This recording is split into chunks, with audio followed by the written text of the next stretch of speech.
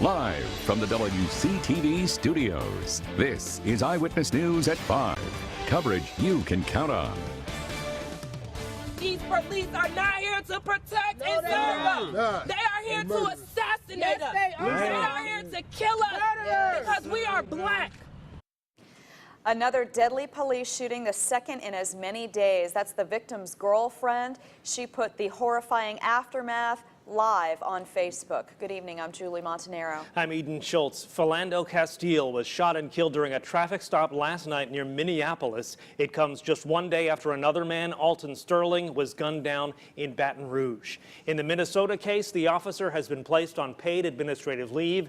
In Louisiana, 2 officers are on leave now. In both cases, the deaths were caught on camera and quickly shared on social media.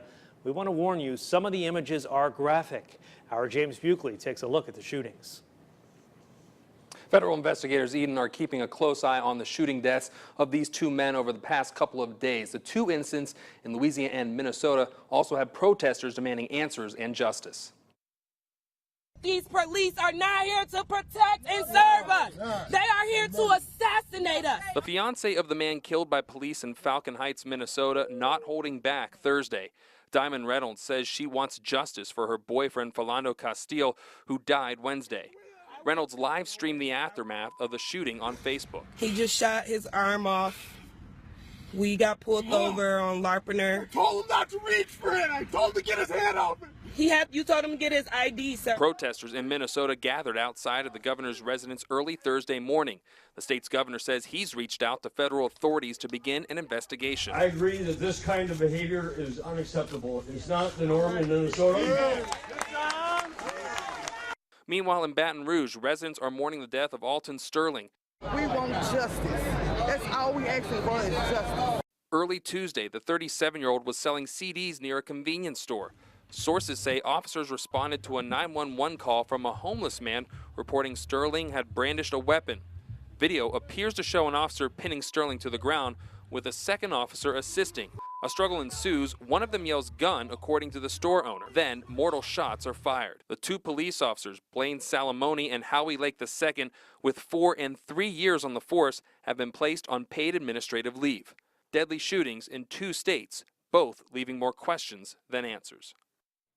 And both cases will be investigated by the Department of Justice, and President Obama released a statement saying these incidents left him, quote, deeply disturbed. Live in studio, James Buckley, WCTV Eyewitness News. Okay, James, thanks for that. Well, these shootings have sparked outrage around the country, including right here. Our Lenitra Bennett spoke to a few people today who say things need to change. Lenitra? Eden and Julie, people I talk to are wondering what to tell their children and how to protect young men from being what they feel is a target. Many parents fear this could happen to their children at any time or place. Tallahassee resident Carolyn Banks says she and her husband raised their 27-year-old son to be respectful, law-abiding citizen. But after seeing the video of a police officer shooting and killing Alton Sterling in Baton Rouge, Louisiana, then a Minnesota police officer shooting and killing Philando Castile, many area residents feel raising their black men upright still doesn't make a difference. I was hurt for the family member because they also is my brothers and sisters, and my heart go out to the family, and I hope they do better in finding out the truth about the situation. Could have been my child the same way again. It could have been my child. Residents say they hope communities across the country can move forward in a peaceful manner. I spoke to several other people today who were very candid about their feelings, sharing perspectives that some may not realize. We'll hear from them coming up at 6 o'clock. Guys, back to you. Okay. All right, Lenitra, thank you so much. A ticking time bomb is how the union representing correctional officers describes Florida prisons right now. As Mike Vasalinda tells us, a riot, an uprising, and attacks against officers are fueling fear. A quickly quelled riot at Franklin Correctional Institute in June, the second this year, and more than 30 attacks on officers in April and May are the reasons officers call the prisons a ticking time bomb. They want lawmakers to meet soon and provide raises and more staffing. It needs to be addressed as soon as possible so that staff can feel safe. The more staff you have, the safer the surroundings. The Department of Corrections has not confirmed that there have been 30 attacks since April. In a letter to the governor and legislative leaders, the Teamsters say there are 1,100 fewer officers than there were a decade ago, but they're overseeing 12,000 more inmates. The letter says a session is needed to prevent imminent harm and necessary for the safety of officers, inmates, and communities. Senate President Andy Gardner questions the timing of the letter. You're seeing a lot of politics being played when it comes to demanding special sessions, having surveys so that people can use it in a political campaign. Last week, the Police Benevolent Association, a rival union, filed the paperwork necessary to force corrections officers to vote on who represents them. So the timing of this is a little curious, but I don't want to diminish that there are issues in the department that we'd like to see the legislature address. The Department of Corrections is in the middle of a hiring campaign, but salaries remain below most other law enforcement in the state, making retention of officers difficult. Mike Vassalinda, WCTV Eyewitness News, Tallahassee. The turnover rate at the DOC is 17%. One of every 2 officers on the job has 5 years or less with the prison agency. A Tallahassee man is accused of setting his own house on fire. 37-year-old Charles Martin was arrested yesterday on arson charges. It's after a fire June 8th at his home on Pin Oak Lane. Authorities say Martin's wife left after an argument. When she came back, the house was on fire. State fire marshals believe Martin used some kind of combustible and a lighter or matches to start fires in 4 locations. He's being held at the Leon County Jail on $75,000 bond. We turn to weather now and the extreme heat. Temperatures pushing triple digits, high humidity making it feel even worse out there. It can be downright dangerous for those who have to work outside. Our Alicia Turner braved the heat today to follow some folks around on their hot jobs to see how they're keeping cool. And she's cooling off by the pool right now and joins us with the story. This hardly seems fair, does it? How about this, huh? Hi, Alicia. Hey, Julie and Eden. I'm not sure how it feels back at the station, but I can tell you in the pool, it's at least a good 5 degrees cooler. It feels great out here. Now, again, I did follow some people around on the hot jobs, and here's what they did to stay cool. As the sun sits over parts of the capital city, one thing is certain, not everybody is escaping the heat. The temperature is real hot, so it's about my 3rd shirt here. And Clarence Reed says that many outfit changes is normal this time of year. Clarence is one of the thousands of people bearing the heat for the summer, working in construction.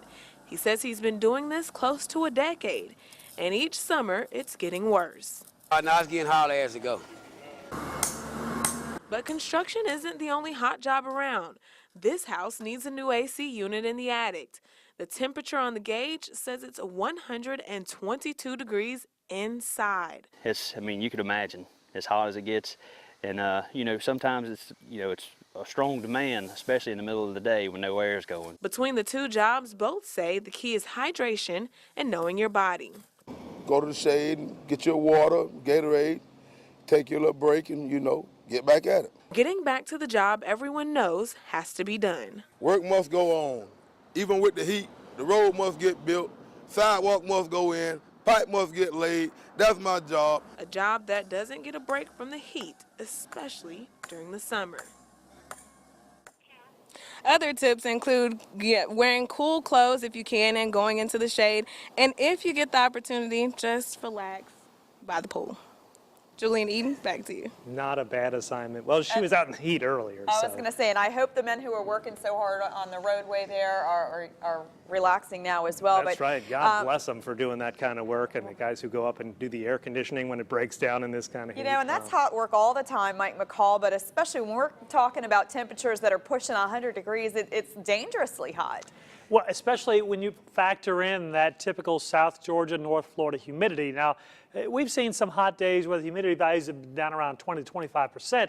So I know it's 95, but it doesn't quite feel much hotter than that. Well, this week it does feel hotter than that, and that's when you start having to worry about heat exhaustion and heat strokes. That's why you got to take all those precautions. You can see all the area in the low to mid 90s and a few spots in the upper 90s. Now factor in that humidity. This is what it feels like to animals, to humans, to pets. Keep that in mind too.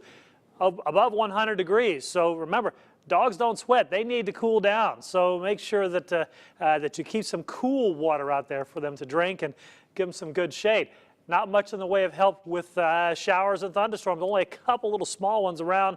We'll look closely at those and let you know when this heat will finally break at least a little bit. It's in the forecast in a few minutes. All right, we're all anxious to know when a little bit of a break. be. Yeah, bring it on. Yeah. And still to come on Eyewitness News at 5, keeping your baby cool during the summertime. We're going to take a look at the best strollers to beat the heat. That's our health alert when we come back. Stay with us.